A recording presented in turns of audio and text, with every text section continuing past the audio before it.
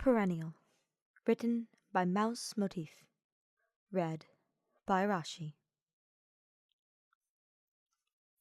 It is late, ill-advisedly so, the sort of late where the world grows hushed and small, and their laughter becomes soft and secretive, like they're worried they'll be caught out after curfew. By whom? Byleth doesn't know. The monastery is theirs, the students gone home for the holiday, but the illicit feeling remains, buzzing just beneath her skin. It doesn't help that the last time she did this sort of thing, she'd been a teenager, wild and rebellious, and all kinds of sharp around the edges. She spins the embroidery needle in her fingers, making sure each side is touched equally by the candle flame, and takes note of how attentively her partner is watching her. Seteth's eyes are bright, his skin flushed, a glass of wine held loosely and largely forgotten in his hand. The rest of the bottle sits in an ice bucket between them, the ice being more important than the alcohol for what she has in mind. This, actually, in a very roundabout sort of way, had been Seteth's idea.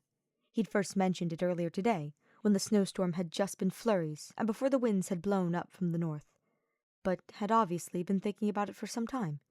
He'd had a whole speech rehearsed about wanting to live openly as a Nabatean once again, how it had been nearly 10 years since the war, how Flame was wanting to do something similar anyways, and how he felt it was an appropriate time for such things, etc., etc., but the whole thing had boiled down to this. He wanted his ears pierced again. Byleth was more than happy to help. But then the blizzard had blown in, and they'd had to spend a decent amount of time making sure that the key areas of the monastery were warm and that the pipes weren't about to burst, and then making sure that the small holiday staff and clergy were equipped to deal with the cold, and then lost a few more hours trying to keep the major pathways clear before it became obvious what a wasted effort there was with the wind, and now, here they are, battened down in their rooms, with a thick rug beneath their feet and a fire roaring in the hearth. Finally, with some time to themselves. Satisfied that the needle is clean, Byleth pulls it from the flame and waits for it to cool to a temperature that won't burn someone who isn't blessed with the crest of flames as she is. Seteth's eyes track the glowing metal. His attention has an almost physical weight to it, like she is doing something serious and noteworthy, and Byleth feels suddenly self-conscious. When my dad pierced my ears, he used a potato, she says, just to say something. That snaps his focus. Seteth blinks several times, then assumes the mildly baffled expression he wears whenever she mentions something exceptionally odd about her childhood. He takes a fortifying sip of wine before asking, not incredulously, in what way was the potato involved? It went right behind the ear. To protect your neck, I think. Byleth shrugs. I don't know. He just made a big deal about the potato. I see. Seteth drags a hand across his collar, thinking, well, I'm afraid we don't have one of those, but I do have a pincushion, if you think that will be useful. He sets his wine to the floor, then reaches into a small wooden box that holds most of his embroidery things, the needle had come from there as well, and procures a small pincushion stitched into the shape of a tomato. This is precious. Thank you. That earns her a genuine smile, and Byleth leans in idly to kiss him, unhurried and thoughtful. His lips are chapped from their time outdoors. He tastes faintly of wine, and the tip of his nose is cold where it brushes her cheek. Her fingertips are cool as well, trailing down her arm. Do you need a blanket? She murmurs. We can't all be as warm as you, he quips back, voice low and bemused next her ear. But I'm quite all right, especially if you intend to stay here.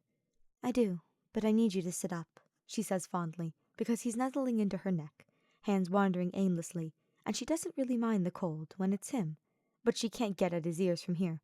Honestly, one drink and you're a puddle. Please, I am perfectly fine.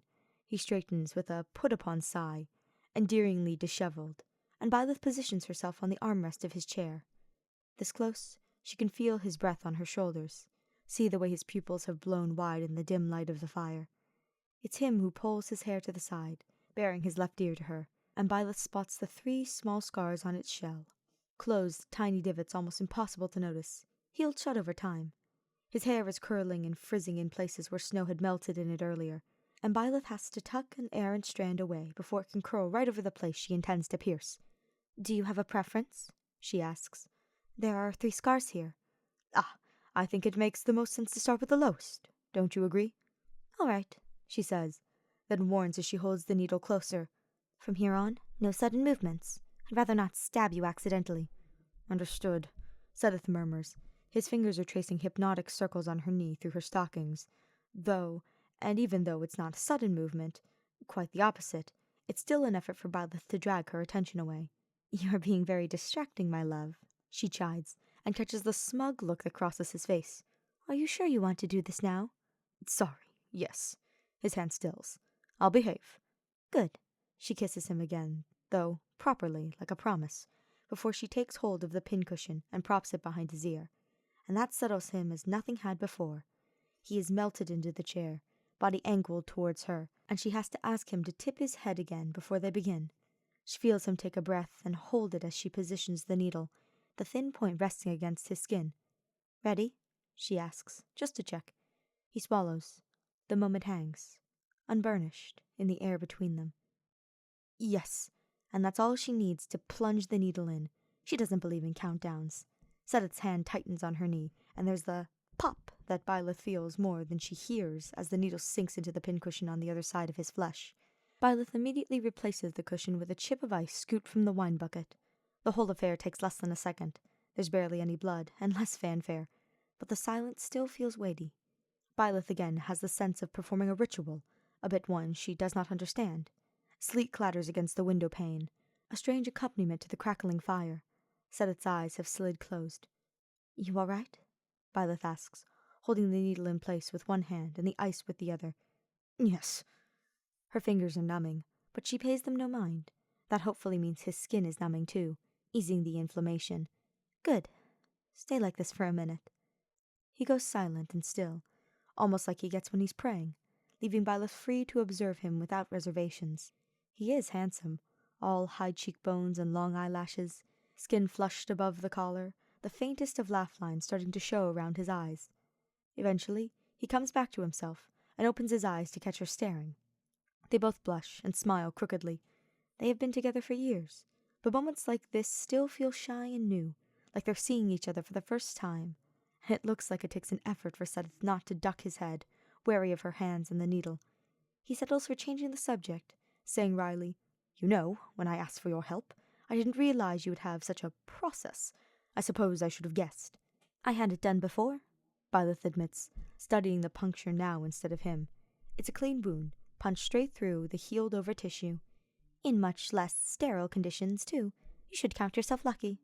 I do, he says, so earnestly it makes her laugh. She can't picture him in her mercenary life, half drunk and grimy, getting his ears pierced in a dirty barn with a dull needle by an equally drunk companion, and she wonders what his circumstances had been in Xanadu. Who had done this for him the first time?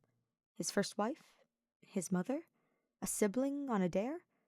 Did it hurt? She asks instead of asking him. Not at all.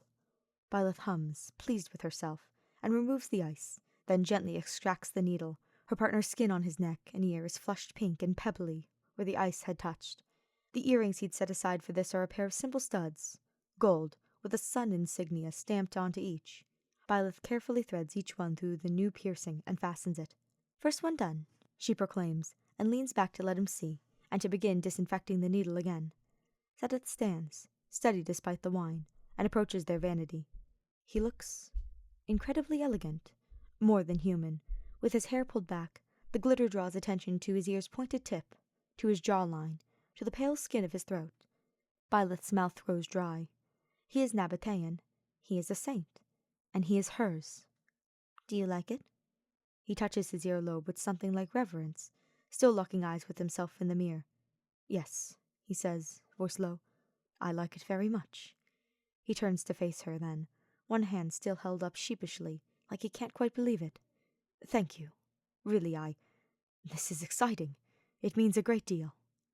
You're welcome, she says, and she can't get enough of the way the firelight plays on him, his beautiful silhouette in the shadows, his smile, open and uncomplicated, and just for her. She holds her hand out to him. Come back over here, Keyhole. Let's take care of the other side.